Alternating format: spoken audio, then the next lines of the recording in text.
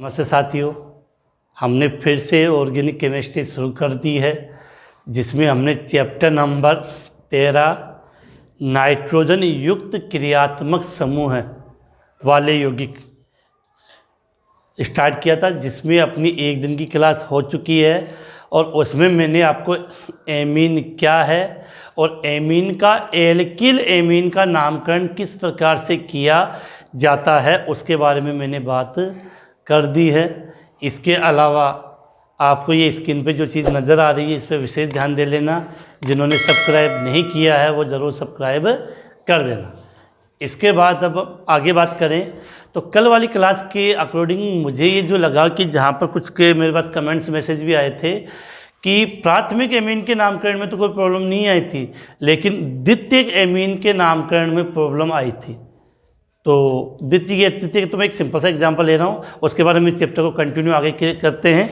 यहाँ से आप एक बात समझना कि पहले एमीन को पकड़ना, कंडीशन क्या होती है आपकी कि एक तो मैंने लिखा RNHR, इसको आप क्या बोलते हो, दोनों आर समान है, RNH या दोनों आर अलग है। अब जब हमें इसका नामकरण करना है, जब हमें इसका नामकरण करना है तो अब हमें इसका नामकरण की हम बात करें तो देखो इन दोनों में नामकरण में क्या चीज़ समझनी है वो अब मैं समझा दूं आपको कि जब हमें इनका सादा नामकरण करना है तो दोनों आर समान हैं तब तो प्रॉब्लम ही नहीं है। दोनों आर समान है तो क्या लिख दो, डाई एल्किल। अब जो एल्किल के स्थान पर एथिल मेथिल जो शब्द है वो लिख दोगे तो डाई एल्किल, और यहाँ पर आपने लिख दिया एमीन। लेकिन जब दोनों आर अलग हैं तो दोनों को अलग अलग लिखेंगे, दोनों को अलग अलग लिखेंगे। अब सीधी सी बात है, अंग्रेजी वर्णमाला में जो अक्षर पहले आएगा उसको पहले लिखेंगे।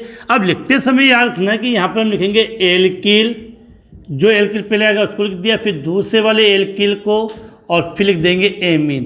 तो एल्किल एल्किल एमीन इसका नाम दिया। लेकिन जब हम इनका IUPAC से नामकरण करते हैं तो एक बात सुन लेना कि जब दोनों आर समान है तो कोई प्रॉब्लम नहीं है। एक को हमने मुख्य मान लिया, दूसरे को हमने क्या मान लिया, प्रतिस्थापी। जिसको प्रतिस्थापी माना है उसका नाम तो आपको लिखना है एन एल्किल, एल्किल के अकॉर्डिंग एन एल्किल। लेकिन जिसको आपने मुख्य माना है उसका नाम होगा एल्केन, एथेन मेथेन प्रोपेन। तो एन एल्किल एल्केन एमीन, ठीक है। अब यहां पर क्या कंफ्यूजन है, यहां दोनों आर अलग है, यहां तो हमने अपनी इच्छा से कोई भी ले लिया क्योंकि दोनों के दोनों समान थे, लेकिन यहां दोनों आर अलग है। तो अब आपको करना क्या है, जिस आर या जिस एल्किल समूह में कार्बन की संख्या ज़्यादा हो, जिस आर या जिस एल्किल में कार्बन की समूह ज़्यादा हो उसको मुख्य मानेंगे। अब दोनों हमें तो पता नहीं चलता, फिर भी मैंने मान लिया कि इसमें कार्बन की संख्या ज़्यादा है तो इसको हमने क्या मान लिया, मुख्य। तो इसको क्या मानेंगे, प्रतिस्थापी। अब प्रॉब्लम ही नहीं है, इसको प्रतिस्थापी माना तो इसका नाम हो जाएगा एन एल्किल और ये हो जाएगा आपका एल्केन एमीन। काउंटिंग सब ये इस पर भी लागू होती है कि कार्बन की संख्या ज़्यादा हो। तो इस प्रकार से आप द्वितीयक एमीन अगर 3 हो तो तृतीयक एमीन का भी नामकरण यहाँ पर आप कर सकते हो। अब हम वो एग्जाम्पल ले लेते हैं जिसके अलावा जो बच गए थे, एरोमेटिक एमीन। क्या बोलते हैं, एरोमेटिक एमीन या बेंजीन वाले एमीन के कुछ एग्जाम्पल ले लेते हैं जो बहुत बार पूछे जाते हैं। तो हम उसकी बात करें, आप इसका स्क्रीनशॉट ले लें जल्दी से।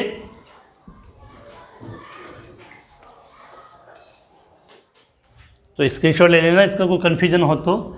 अब देखो हम बात करें एरोमेटिक एमीन की, तो एरोमेटिक एमीन के मैं कुछ कंपाउंड लिख रहा हूँ जिनके हमें साधारण और IUPAC दोनों नाम सीखने हैं, और कुछ एक तो फेमस कंपाउंड है जिनके लिए ज़्यादा बात आ जाती है। तो यहाँ में स्टार्ट कर लेते हैं लिखना कि NH2 बेंजीन वाले नंबर 1 कंपाउंड, दूसरा बेंजीन वाले यहाँ पर CH2 NH2, तीसरी कंडीशन लिख रहे हैं बेंजीन वाले यहाँ पर NH2, यहाँ पर CH3, नंबर 4। चलो ये 3 पर लिख लेते, 3 अगले राउंड में ले लेंगे। अब हमें इनका नामकरण करना है। बेटा एक शब्द बता रहा हूँ, वो तो दिमाग में फिट कर लेना, छाप लेना। बेंजीन वाले के ऊपर जब NH2 जुड़ा हो, बेंजीन वाले के ऊपर जब NH2 जुड़ा हो तो उसको बोलते हैं एनिलीन। पढ़ा होगा 11th क्लास में भी। जैसे बेंजीन वाले के ऊपर OH जुड़ा होता तो उसको हम क्या बोलते हैं, फिनोल बोलते हैं। उसी प्रकार अगर बेंजीन वाले के ऊपर क्या जुड़ा हो, NH2, तो नॉर्मल भाषा में उसको हम क्या बोलते हैं, एनिलीन। रट लेना बेटा। अच्छा वाइवा में बहुत बार क्वेश्चन पूछ लिया जाता है आपको प्रैक्टिकल के अंदर। एनिलीन, बेंजीन वाले के ऊपर क्या जुड़ा हो, NH2 जुड़ा हो, तो उसको हम क्या बोलेंगे, एनिलीन कहते हैं। या इसको इसका ज़रा कंफ्यूजन रहेगा, एनिलीन कहते हैं। ठीक है। अब देखो सबसे अच्छा एग्जाम्पल मैं इसको मानता हूँ, बेंजीन वाले के ऊपर CH2 और इसको बोलते हैं NH2। तो क्या नाम होगा, जो बच्चे रेगुलर पढ़े हैं, जिन्होंने ऑर्गेनिक केमिस्ट्री पढ़ी है मुझसे, वो नाम बता पाएंगे। टफ है, 2-3 बार पहले भी मैंने पूछा था। पहले तो ये क्लियर होना चाहिए कि बेंजीन वाले के ऊपर क्या है, CH2। बड़ा रट लेना, यहाँ लिख रहा हूँ कि जब भी बेंजीन वाले के ऊपर आपको केवल CH2 जुड़ा मिल जाए, बेंजीन वाले के ऊपर क्या लिखा हो, CH2, तो इस कंपाउंड को हम क्या बोलते हैं, बेंजीन। क्या बोलते हैं, बेंजीन। जब बेंजीन वाले के ऊपर क्या जुड़ा हो, CH2 और वैलेंसी हो, तो उस कंपाउंड को हम क्या बोलेंगे, बेंजील। क्या बोलेंगे, बेंजील। इसको आप अलग से नोट कर लें कि माइंड में क्लियर होनी चाहिए।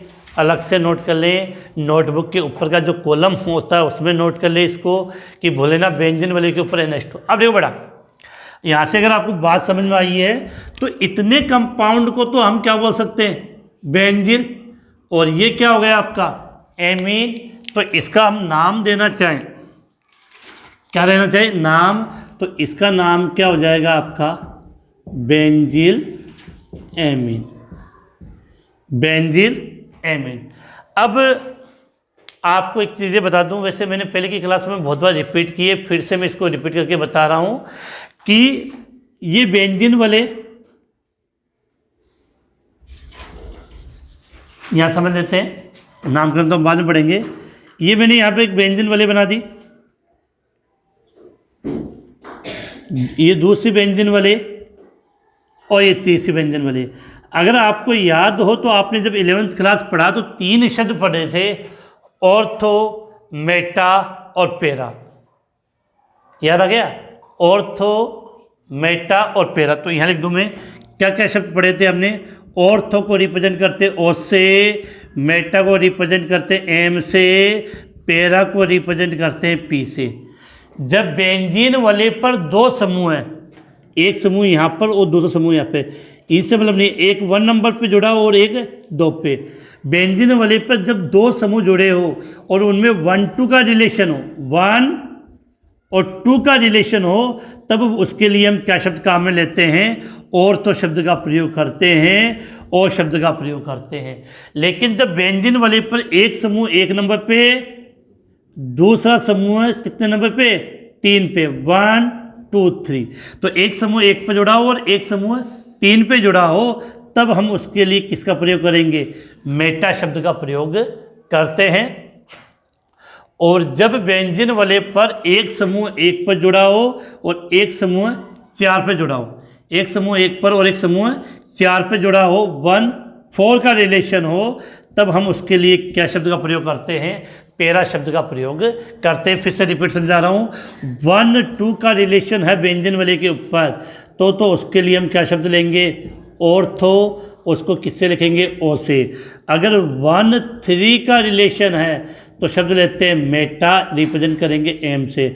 और 1-4 का रिलेशन है तो पेरा, रिप्रेजेंट करेंगे P से। ये चीज़ समझा दी है, पढ़ी हुई भी होगी, माइंड में बिल्कुल फिट होनी चाहिए, क्योंकि बार बार रिपीट होगी। इसका आप स्क्रीनशॉट लें, फिर मैं आगे बात करता हूँ। तो याद रह जाएगी 1-2 का मतलब ऑर्थो, 1-3 का मतलब मेटा और 1-4 का मतलब पैरा होता है।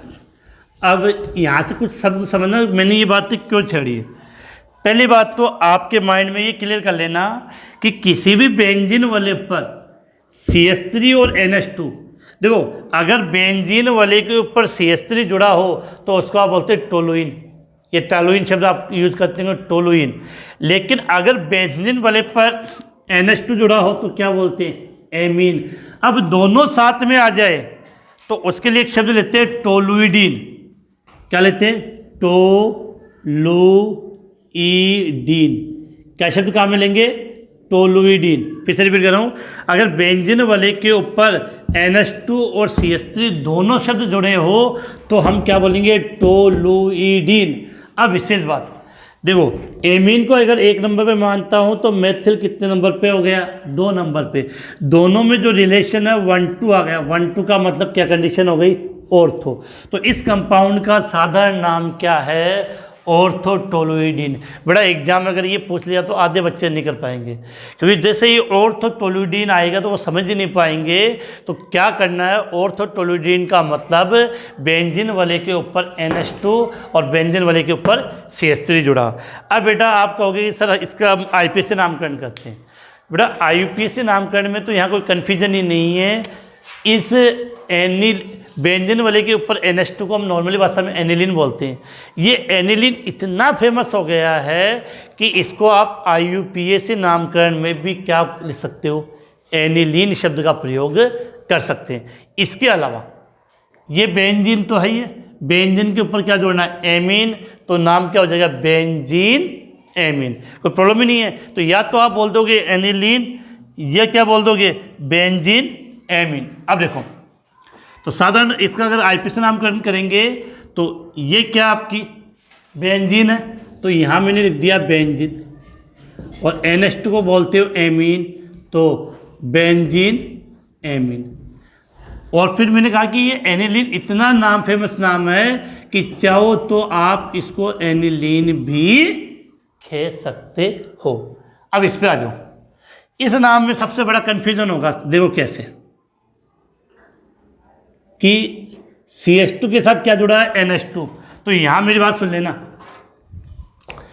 इसी को मुख्य कार्बन श्रृंखला मानेंगे। क्या मानेंगे, मुख्य कार्बन श्रृंखला। बेंजीन बोले तो साइड में दे गया, CH2 के साथ क्या जुड़ा हुआ आपका, NH2।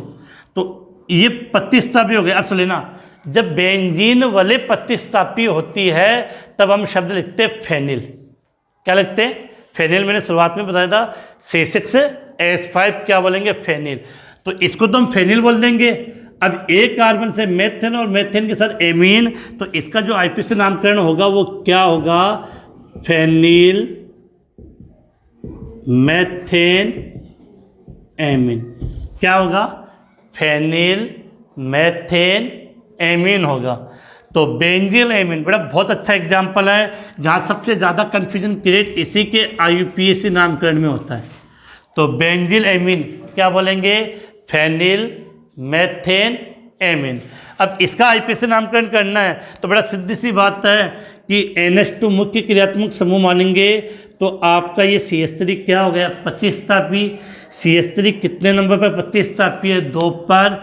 तो मेथिल कितने नंबर पे हो गया, 2 पे, तो 2 मेथिल। क्या हो गया, 2 मेथिल। और बेंजीन वाले के ऊपर NH2 का आपने नाम क्या दिया था, बेंजीन एमीन, तो 2 मेथिल बेंजीन एमीन। क्या लिख दिया, 2 मेथिल बेंजीन एमीन। फिर से रिपीट कर दूं, इसको हमने लिया तो CH3 क्या हो गया, प्रतिस्थापी, कितने नंबर पे, 2 पे, तो 2 मेथिल हो गया। और इसको बोलते हैं बेंजीन एमीन, तो 2 मेथिल बेंजीन एमीन। जल्दी से स्क्रीनशॉट लें, हम अगले कंपाउंड की ओर बात करते हैं।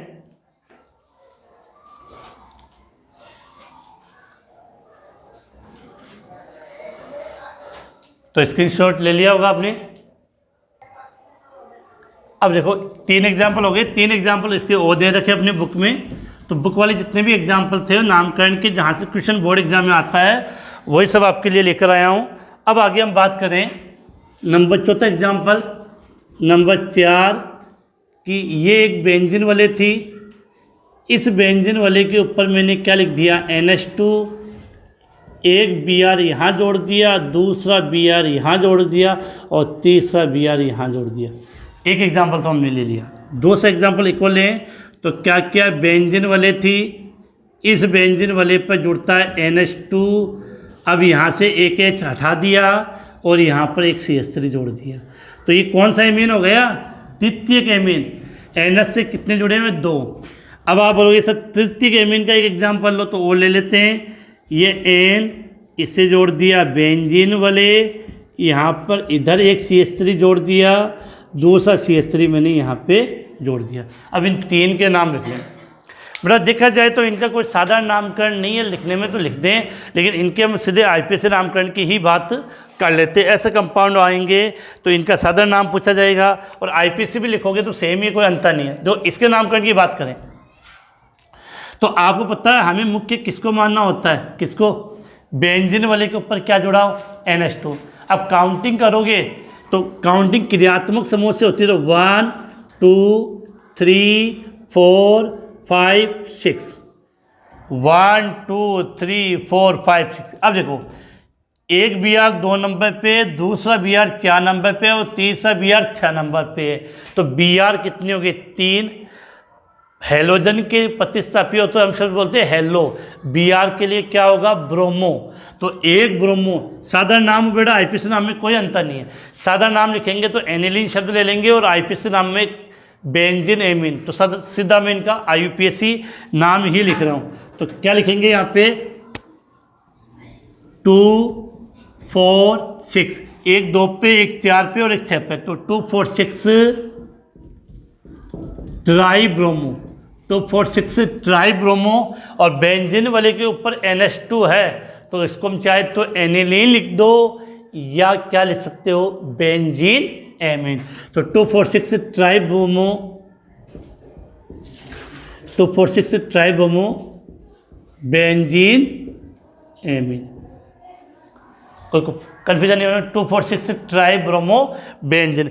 इसके बाद हम अगले कंपाउंड की बात करें। अब देखो इस NH से एक तरफ आपका CH3 जुड़ा हुआ है और एक तरफ बेंजीन वाले, तो सीधी बात है कि बेंजीन वाले को मुख्य मानेंगे, तो ये CH3 क्या हो गया आपका, प्रतिस्थापी। अब CH3 प्रतिस्थापी है, CH3 किससे जुड़ा हुआ है, N से, तो लिखेंगे N मेथिल। CH3 को हमने क्या माना, प्रतिस्थापी, तो इसको मैंने क्या लिख दिया, N मेथिल। और बेंजीन वाले के साथ है तो इसका नाम तो समझ गए, बेंजीन एमीन। क्या हो गया, बेंजीन एमीन। अब देखो इसका IPSC नामकरण करेंगे तो क्या होगा आपका, इस कंपाउंड को आप क्या मान लोगे, मुख्य, तो ये भी प्रतिस्थापी और ये भी प्रतिस्थापी, तो कितने प्रतिस्थापी हो गए आपके, 2। तो इन 2 प्रतिस्थापी के लिए क्या लिख दोगे, N डाईमेथिल। क्या लिख दोगे, N डाईमेथिल। और इसके लिए शब्द तो आप जानते ही हो, क्या नाम होगा, बेंजीन एमीन। तो N डाईमेथिल बेंजीन एमीन। तो ये थे आपके जो एमीन के जो कंपाउंड है उनके नामकरण की हम बात कर रहे हैं। तो जल्दी से आप इनका स्क्रीनशॉट ले लें, इसके बाद हम इसको नेक्स्ट टॉपिक की तरफ आगे बढ़ते हैं। तो नोट हो गया बेटा, देखना अगर आप इन्हीं कंपाउंड का ये सोचोगे साधारण नामकरण, तो साधारण नामकरण में कुछ ये नहीं करना था, जहाँ आपने बेंजील एमीन लिखा है वहाँ एनिलीन लिख दो, तो उसी को हम क्या मान लेंगे, साधारण नाम। वैसे इनका साधारण नाम नहीं पूछा जाता, इनका सीधा IUPAC नाम ही पूछा जाता है। अब देखो इसके पश्चात ये तो था एमीन का नामकरण। एमीन के नामकरण के बाद आपका जो अगला टॉपिक इसमें आता है वो आता है एमीन में समझौता। दे रखी तो यहाँ से क्वेश्चन आपको पुटअप हो सकता है, मैं लिख रहा हूँ फिर से समझना। यहाँ पे एमीन में समझौता, तो यहाँ हम 4 प्रकार की समझौता की बात करेंगे एमीन में। यहाँ कोई परिभाषा नहीं पढ़नी है, वो सब काम अपनी 11th का था, हम 11th में पढ़ चुके होंगे, नहीं पढ़े तो कोई बात नहीं, मैं यहाँ समझा दूंगा। हमें यहाँ पर एग्जाम्पल पकड़ने, एग्जाम्पल को याद करना है। तो एमीन में समझौता किसे कहते हैं, आपने पढ़ा होगा कि वे यौगिक जिनके अणुसूत्र समान होते हैं लेकिन भौतिक और रासायनिक गुण अलग अलग होते हैं। ठीक है। तो एमीन में समायोता की बात करें तो आपने 4 प्रकार के वैसे 5 होते हैं, लेकिन यहाँ हम 4 की बात करेंगे। सबसे पहले आती है श्रृंखला समायोता, दूसरी स्थिति समायोता, तीसरी क्रियात्मक समायोता और नंबर 4 होती है मध्यावता और 5वीं होती है चलायवता, जो अपनी यहाँ है नहीं। तो एमीन की समायोता में सबसे पहले समायोता जो मैं यहाँ लिख रहा हूँ नंबर 1, वो मैंने लिखी है कि श्रृंखला समायोता। क्या लिखिए? श्रृंखला समायोता। फिर से रिपीट कर रहा हूं कि केवल यहाँ हम समायोता का टॉपिक नहीं पढ़ेंगे, केवल एमीन में समायोता पढ़ेंगे, जिसमें अपना पहला टॉपिक क्या है? श्रृंखला समायोता। श्रृंखला समायोता की बात सीधी सी बात है कि जो कार्बन की श्रृंखला होती है, कार्बन की श्रृंखला होती है कि क्रियात्मक समूह तो एमीन रहेगा, लेकिन अंतर क्या होगी? श्रृंखला। श्रृंखला का मतलब कार्बन की श्रृंखला में अंतर होगा। जैसे मैं यहाँ पर आपके लिए एक एग्जांपल लिख रहा हूँ, जिससे आप इसको पकड़ सकें कि समझना चाहें। जैसे यहाँ मैंने लिख दिया CH3 CH2 CH2 CH2 NH2। इस कितने कार्बन बेटा? 1 2 3 4 कार्बन है तो C4। हाइड्रोजन कितने? 3 2 5 7 9 और 2, 3 2 5 7 9 और 11। हाइड्रोजन कितने हो गए? 11। और नाइट्रोजन कितना? 1। तो 1 को लिखते नहीं। तो ये मैंने एक एग्जांपल ले लिया श्रृंखला समायोता में C4H11N। तो इसको एक तो मैंने ऐसे लिख दिया, दूसरा मैं इसको कैसे लिख रहा हूँ? CH3 CH CH3 CH2 NH2। अब देखो गौर से समझना क्या है कि दोनों कंपाउंड को आप गौर से देखो और दोनों में कार्बन की संख्या, हाइड्रोजन की संख्या और नाइट्रोजन, अर्थात दोनों का अणुसूत्र यही होगा, दोनों का अणुसूत्र यही होगा, लेकिन अंतर क्या आएगा वो सुन लो। इसमें अगर आप गौर से देखोगे तो कंपाउंड तो वही है, लेकिन यहाँ कार्बन है, कार्बन की जो श्रृंखला है वो 4 कार्बन की है, और यहाँ पर जो कार्बन की श्रृंखला है वो काउंटिंग कर लो 1 2 3, ये प्रतिस्थापी की है, प्रतिस्थापी हो जाएगा। तो यहाँ 3 कार्बन की श्रृंखला और यहाँ पे 4 कार्बन की श्रृंखला। तो श्रृंखला समायोता का मतलब है कि ऐसे ही होगी कि जिनमें उनके अणुसूत्र समान होंगे, लेकिन कार्बन की श्रृंखला में अंतर होगा, ऐसे होगी। क्या कहते हैं? श्रृंखला समायोगी। तो इसका एग्जाम्पल एमीन में ले लिया, ध्यान रखना। एमीन में श्रृंखला समायोता तभी होगी जब कार्बन कम से कम कितने हो? 4। अब इनके नाम तो हमने सीख लिए, ये 4 कार्बन की श्रृंखला है सीधी, तो इसको तो आपने नाम दे दिया एन ब्यूटिल एमीन। क्या नाम दे दिया? 1 2 3 4, 4 कार्बन की सीधी श्रृंखला है, तो इसका नाम तो क्या हो गया? N butyl amine. यहाँ 1 2 3 कार्बन की है, और ये आपका अंतिम से पहले वाले कार्बन पे CH3 है, तो इसका नाम आप क्या ले सकते हो? Iso butyl amine, iso butyl amine. तो ये तो थे साधारण नामकरण। अब देखो श्रृंखला समायोजकता का जब आपको एग्जाम्पल लिखना है तो आप इसका IUPAC नामकरण दो। IUPAC नामकरण क्यों? क्योंकि वहाँ से आपको इसकी क्या बोलते हैं, श्रृंखला समायोजकता क्लियर हो जाएगी। देखो कितने कार्बन है? 1 2 3 4। क्रियात्मक समूह कितने नंबर कार्बन पे जुड़ा हुआ है? इधर से काउंट करेंगे तो 1 2 3 4, 4 कार्बन है। 4 कार्बन को आप क्या बोलते हो? ब्यूटेन। एमीन कितने नंबर पर है? 1 पे, तो ब्यूटेन 1 एमीन। अब देखो यहाँ पर आप कार्बन की सीधी श्रृंखला चयन करो, तो कार्बन की सीधी श्रृंखला ये होगी काउंटिंग क्रियात्मक समूह से, तो 1 2 3 1 2 3। अब देखो 3 कार्बन की श्रृंखला है बेटा, ये तो प्रतिस्थापी हो गया। प्रतिस्थापी कितने नंबर पे? 2 पे, तो 2 मेथिल। प्रतिस्थापी कितने नंबर पे है वो आपका? 2 पे, तो 2 मेथिल। 3 कार्बन को क्या बोलोगे आप? प्रोपेन। और एमीन कितने नंबर पे? 1 पर, तो प्रोपेन 1 एमीन। अब देख समझो, यहाँ तो कार्बन की श्रृंखला कितने कार्बन की थी? ब्यूटेन आया तो 4 कार्बन की, यहाँ प्रोपेन आया है तो कितने कार्बन की? 3 कार्बन की। तो एग्जाम्पल याद कर लेना, क्योंकि सीधा क्वेश्चन आ जाएगा C4H11N में कौन सी समायोजकता पाई जाती है। तो एग्जाम्पल कौन सा हो गया? श्रृंखला समयावस्था। तो बिल्कुल क्लियर है, इससे ज़्यादा हमें इनके बारे में बात नहीं करनी है। श्रृंखला समयावस्था के बाद में नंबर 2 पर अपनी जो आती है उसको हम लिखें तो नंबर 2 पर आपकी आएगी स्थिति समयावस्था। स्थिति समयावस्था। बेटा स्थिति समयावस्था में एक सीधा सा शब्द बता दूं कि अणुसूत्र तो समान होगा, अंतर क्या होगा? क्रियात्मक समूह की स्थिति में अंतर मिलेगा। फिर से रिपीट कर दूं कि स्थिति समयावस्था में क्या होगा? क्रियात्मक समूह की स्थिति। कहीं क्रियात्मक समूह जो आपका एमीन होगा वो 1 नंबर पर जुड़ा होगा और कहीं पर वो आपका जो क्रियात्मक समूह है वो 2 नंबर पे जुड़ा हुआ मिलेगा। जैसे एग्जाम्पल लेते हैं तो एग्जाम्पल में यहाँ लिखता हूँ, जैसे ये ले लिया CH3 CH2 CH2 NH2। एक तो ये लिख दिया, एक CH3 CH CH3 और इस NH2 को मैंने यहाँ जोड़ दिया। एक ही बात है, NH2 को कोई अंतर नहीं है, NH2 मैंने यहाँ जोड़ दिया। अब देखो कि अगर इनका अणुसूत्र लिखना चाहो लिख लो।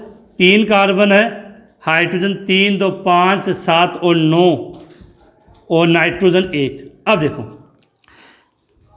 ये स्थिति देखो, इसमें भी कार्बन कितने बेटा? 3 और इसमें भी कार्बन कितने? 3। तो श्रृंखला समान आ गई है। अंतर क्या वो समझो। इसमें काउंटिंग इधर से होगी क्योंकि इधर से क्रियात्मक समूह कितने नंबर पे आएगा आपका? 1 नंबर पे। यहाँ से क्रियात्मक समूह कितने नंबर पे आ गया? 1 पर। अब चाहे आप इधर से काउंटिंग स्टार्ट करो या इधर से काउंटिंग स्टार्ट करो, इसमें आपका क्रियात्मक समूह कितने नंबर पे आ गया? एमीन क्या आपका क्रियात्मक समूह, तो इसमें क्रियात्मक समूह कितने नंबर पे आ गया? 2 पे। अब इनका हमें IP से नामकरण करना है। तो बेटा 3 कार्बन की श्रृंखला है, 3 कार्बन को आप क्या बोलोगे? प्रोपेन। 3 कार्बन को आप क्या बोलोगे? प्रोपेन। प्रोपेन कितने नंबर पर? 1 पर। तो इसका नाम होगा प्रोपेन 1 एमीन। क्या नाम होगा? Propane 1 amine. यहाँ पर देखो 1 2 3, यहाँ एमीन कितने नंबर पर है? 2 पर। तो यहाँ मैंने लिख दिया प्रोपेन 2 एमीन। Propane 2 amine. तो नाम से क्लियर हो रहा है कि दोनों में इसमें क्रियात्मक समूह 1 नंबर पर है और इसमें क्रियात्मक समूह 2 नंबर पर है। अर्थात इन एग्जाम्पल में क्रियात्मक समूह की किसमें अंतर है? स्थिति में अंतर है। तो स्थिति समयावस्था ध्यान ना, श्रृंखला समयावस्था एमीन में तब शुरू होगी जब कार्बन कम से कम कितने हो? 4। स्थिति समयावस्था कब स्टार्ट होगी? जब कार्बन कम से कम कितने हो? 3 हो। तो आप इन 2 समयावस्था हमने पढ़ ली है, आप इनका स्क्रीनशॉट ले लें, फिर हम अगली समयावस्था की तरफ बात करते हैं।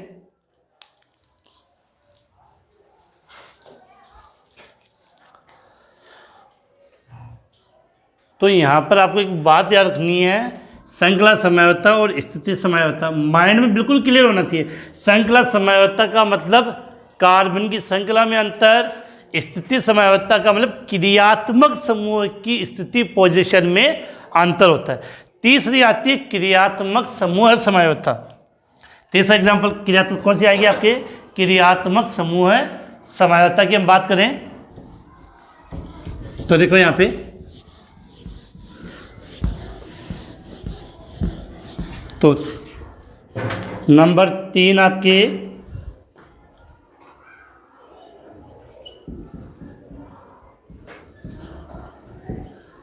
क्रियात्मक समूह है समयावस्था। क्या लिखा है? क्रियात्मक समूह है समयावस्था। इसका मतलब क्या होता है कि यहाँ पर क्रियात्मक समूह ही चेंज हो जाएगा। अणुसूत्र तो सेम रहेगा लेकिन क्रियात्मक समूह ही चेंज हो जाता है। एग्जाम्पल लिखना चाहें तो जैसे अभी हमने लिखा था C3H9N, देखो CH3 CH2 CH2NH2, यहाँ पे CH3 CH2NH CH3, यहाँ देखो CH3N CH3 CH3। अब देखो इन तीनों एग्जाम्पल में आप काउंट कर लो कि कार्बन आपके 3 है, हाइड्रोजन आपके 9 है, और नाइट्रोजन की बात करें तो नाइट्रोजन यहाँ पर कितने हैं आपके 1 है। लेकिन अब इन तीनों में गौर से देखोगे तो यहाँ पर आपका इसमें ये कौन सा एमीन है, NH2 का मतलब प्राथमिक एमीन क्रियात्मक समूह हो गया। यहाँ पर देखो ये कौन सा एमीन हो गया, द्वितीयक एमीन, और ये एन है, इसका मतलब ये कौन सा एमीन हो गया, तृतीयक एमीन। तो अणुसूत्र सेम है लेकिन क्रियात्मक समूह यहाँ प्राथमिक एमीन, यहाँ द्वितीयक एमीन और यहाँ पे तृतीयक एमीन। तो यहाँ पर आपके जो क्रियात्मक समूह है वो अलग अलग है। अणुसूत्र समान तो NH2 NH N। तो याद रखना कि एमीन में क्रियात्मक समूह समायोजकता की बात करें तो एमीन प्राथमिक एमीन, द्वितीयक एमीन और तृतीयक एमीन में परिवर्तित होता है। इसके पश्चात अगर अगली समायोजकता की बात करें तो नंबर 4, नंबर जो चौथी समायोजकता होती है आपकी उसको मध्यावता बोलते हैं हम। नंबर 4 लिख देता हूँ मैं, मध्यावता समायोजकता। क्या लिखा है, मध्यावता समायोजकता। इसको अगर समझना चाहें तो यहाँ कंडीशन एक एग्जांपल लिख रहा हूँ मैं, यहाँ लिख रहा हूँ कि जगह कम नहीं पड़े अपनी। इसका एग्जांपल यहाँ से, एक तो ये लिखा CH3 CH2 CH2 NH CH3। गौर से देखना कौन सा एमीन है, द्वितीयक एमीन है। इसके एक तरफ मेथिल है और एक तरफ क्या है, प्रोपिल। अब देखो इस NH2 को उठा के यहाँ रख दिया तो क्या हो जाएगा। दूसरे एग्जांपल की बात करें तो CH3 CH2 NH CH2 CH3। अब समझो गौर से जो मैं समझाना चाह रहा हूँ आपको कि बेटा मध्यावता समायोजकता उस ऐसे क्रियात्मक समूह में होती है जिसके दोनों ओर समूह जुड़ते हैं। जैसे ईथर है, कीटोन है, और कौन सा एमीन आपका, द्वितीयक एमीन। अब इसमें अंतर क्या हुआ, मध्यावता समायोजकता में क्या प्रॉब्लम है कि एक तरफ तो देखो इसमें गौर से CH3 जुड़ा हुआ है, एक तरफ तो क्या जुड़ा हुआ आपका CH3। अगर इस समायोजकता की बात करें मध्यावता में अंतर क्या आया कि एक तरफ CH3 जुड़ा हुआ और एक तरफ प्रोपिल जुड़ा हुआ है। इसमें देखो एक तरफ, दोनों तरफ आपके क्या जुड़े हुए हैं, एथिल एथिल। तो गौर से देखने पर साफ पता चलता है कि पहले NH समूह यहाँ था, अब NH समूह इधर आ गया। तो इस प्रकार की अगर समायोजकता होती किसी कंपाउंड में तो वो कौन सी समायोजकता होगी आपकी, मध्यावता समायोजकता। तो एग्जाम्पल नोट कर लेना क्योंकि एग्जाम में सीधे क्वेश्चन पूछ सकते हैं कि किसी भी समायोजकता का कोई भी एग्जाम्पल देख कर या सीधे बोले मध्यावता एमीन में क्रियात्मक समूह समायोजकता समझाइए, इसका उदाहरण दीजिए, या एमीन में मध्यावता समायोजकता के बारे में बताइए। तो आज की इस क्लास के अंदर हमने एक तो एरोमेटिक एमीन थे उनका नामकरण हमने किस प्रकार से किया उसके बारे में बात की। उसके बाद एमीन में एमीन में कितने प्रकार की समायोजकता, 4 प्रकार की। सबसे पहली श्रृंखला, दूसरी स्थिति, तीसरी क्रियात्मक और चौथी मध्यावता समायोजकता की बातें की हैं। अब हम जब नेक्स्ट क्लास होगी तब हम एमीन बनाने की विधियां और उसमें भी बहुत सी महत्वपूर्ण रिएक्शन है जो एग्जाम में पूछी जाती है उनके बारे में बात करेंगे। तो आज की अपनी ये ऑनलाइन क्लास यहीं समाप्त होती है। इसका स्क्रीनशॉट लेना ना भूलें।